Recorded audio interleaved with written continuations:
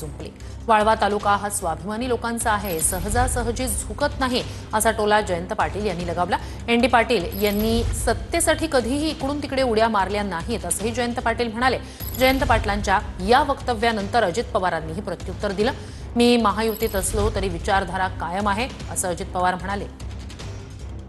प्राध्यापक doctor ND Patil साहेब यांचा प्रचंड आदर करतो, कारण ह्या माणसानं कधी विचाराशी प्रतारणा केली नाही। कधीही एनडी पाटलांनी सत्ता इकडून तिकडे गेली म्हणून कधी उडी मारलेलं कधी ऐकले का तुम्ही? Never never.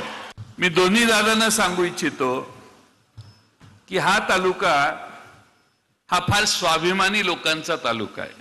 सहजासहजी वाकत नाही, सहजासहजी शरण जात नाही।